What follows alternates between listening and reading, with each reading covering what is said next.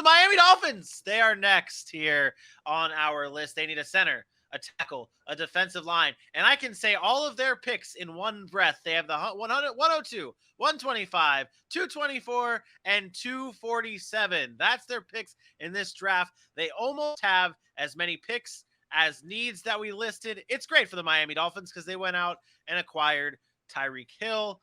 So they don't have a first round pick. We all started at pick 102 for them. All of us have a good pick at 102. AJ, you can kick us off.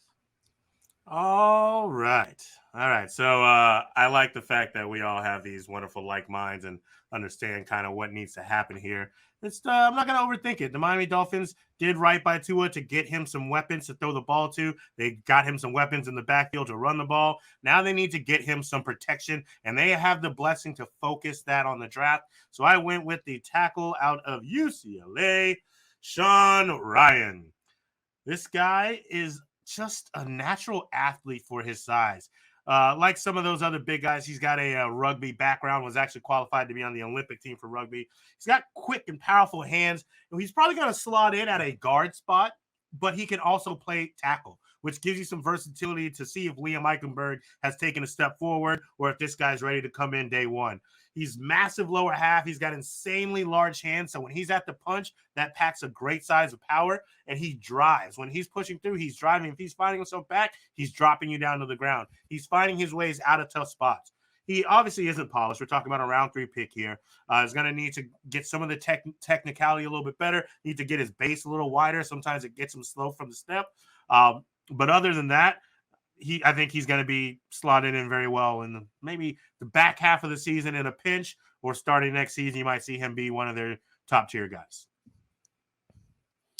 Yeah, I think we were all consistent here. I think we all were focused on what Tua needs to kind of improve, and especially up front with the Miami Dolphins. I also went offensive line. I went an interior guy as well, but he has the position, or he has the ability to play both outside and inside. I think their biggest need is a center, but I stayed away from center here. I went with Matt Waletzko. Matt Waletzko, again, a guy that we're talking about from from North Dakota, who is one of my sleepers. As a matter of fact, on Friday's show, had I been on the show, he would have been my sleeper pick. He is actually climbing up draft boards. He had a great showing at the Senior Bowl. He's really, really long, has excellent arm length. He can put on a little bit more weight, but he has really good initial quickness. He can get in the zone run game. He can backside cut off. He can get into combo blocks. He has really, really solid movement to climb to that second level. I think if you're trying to build an offensive line with a run first and then deep play action to Jalen Waddle or Tyreek Hill, you kind of want those type of guys. I think he'll probably start the season as a backup for behind Robert Hunt, who, is famous for the play last year. But I think it's a guy that by the end of the season could take a job if Miami goes and selects him there at 102. Again, I do think center's more of a pressing need for them. But I think if you get a guy like this is going to be a staple on your offensive line for years. I would not be shocked. I know we have it third round. I would not be shocked if this guy goes in the second round. Matt Waletzko, keep your eye out for him. He's been climbing up draft boards. Third round, pick 102. It's a good pick. That is a good pick. And we all went offensive line. Like, that was the biggest thing for the Miami Dolphins with the first pick. You've gotten your weapon for your franchise quarterback. Now you got to protect your franchise quarterback. You brought up the center position, though, and that is where I went. AJ, it's a Lindstrom. It's a Lindstrom for me. It is Alec Lindstrom, not Chris Lindstrom for the Atlanta Falcons, but his younger brother, Alec Lindstrom from Boston College. Aaron, this guy, I know, I hear it now. He's undersized. That's the first thing you're going to tell me after this.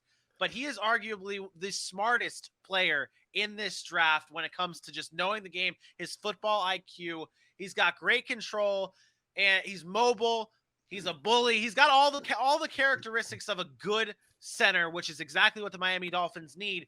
But the biggest thing, and I talked to our resident X's and O's guys on the show, the Muxiah, about scheme fit here, because I was like, I think this is a good scheme fit for the Miami Dolphins. He fits that outside zone run heavy type of offense. That's exactly what's coming over here from the San Francisco 49ers. That's the new system here in Miami. So that is what Alec Lindstrom is perfect and a perfect fit for. We said they needed a center.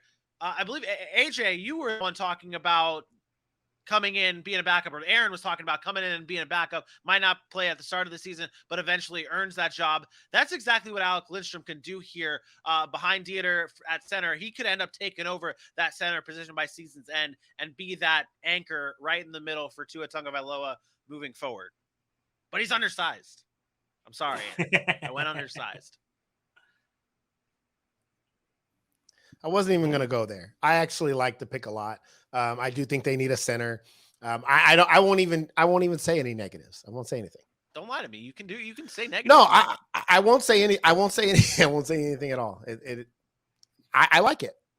Yes, he's undersized, but that doesn't matter. At center, that's the one position you can be undersized. We've seen great centers be undersized, and I don't think it's a big deal. If he's an undersized guard, and he's got to go up against those bigger defensive linemen, then maybe. But as a center, your main thing is to control the line of scrimmage. To obviously you mentioned his intelligence and his high football IQ. That's more important to me than his size. If he's able to get good leverage and be able to combo block and get to the next level, there's very few teams that at this day and age and this style of football with so many outside zone schemes and so many read option schemes that are lining up guys right over the center and say, just go demolish the center. It's not like that in the NFL very much anymore. So he's free to kind of roam, get some leverage, get some momentum. He's going to be going to the second level, blocking linebackers a lot.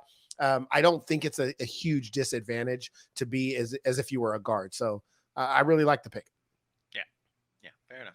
Thank you. And it's his blood. You're welcome. It's welcome. Good. He's a Lindstrom, AJ, you know all about that. You know.